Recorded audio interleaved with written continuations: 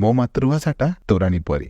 ଯେତେ ପିଉଥିଲେ ଶୋଷ ମେଣ୍ଟେନି, ଯେତେ କହୁଥିଲେ କଥା ସରେନି।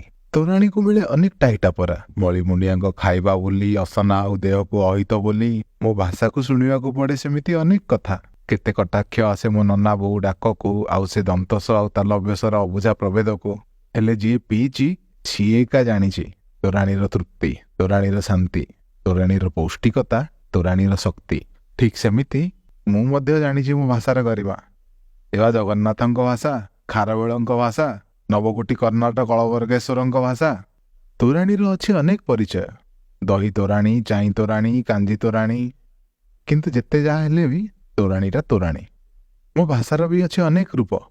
କଳାହାଣ୍ଡିଆ, ବାଲେଶ୍ୱରିଆ, କଟକିଆ, ସମ୍ବଲପୁରିଆ, ଗଞ୍ଜାମିଆ, ପୁରିଆ। ହେଲେ ଯିଏ ଯାହା କହୁ ପଛେ ଓଡ଼ିଆଟା ଓଡ଼ିଆ। ତୋରାଣୀକୁ ହଟେଇ ଦେବା ପାଇଁ ହେଇଛି ଅନେକ ଅପଚେଷ୍ଟା। କେତେ କୋକାକୋଲା ଆସିଛି, କେତେ ୱାଇନ୍ ଯାଇଛି, ହେଲେ କଂସାରେ ତୋରାଣୀ କାଲି ବି ଥିଲା ଆଉ ଆଜି ବି ଅଛି। ମୋ ଭାଷା ବି ସହି ଚାଲିଛି ଅନେକ ଯାତନା। ବଙ୍ଗଳାର ବର୍ବରତା, ହିନ୍ଦୀର ଆତ୍ମବଡ଼ିମା, ଇଂରାଜୀର ଚକଚାକ୍ୟ, ହେଲେ ଥିଲା, ଅଛି ଆଉ ସେମିତି ରହିଥିବ ଚିର ଅମ୍ଳାନ ଆମ ଓଡ଼ିଆତ୍ୱ। ମୋ ମାତୃଭାଷାଟା ତୋରାଣୀ ପରି। ଯେତେ ବାସି ହେଇ ଚାଲେ ସେତେ ସୁଆଦିଆ, ଯେତେ ପୁରୁଣା ବଢ଼ି ଚାଲିଛି ତା ଶାସ୍ତ୍ରୀୟତା।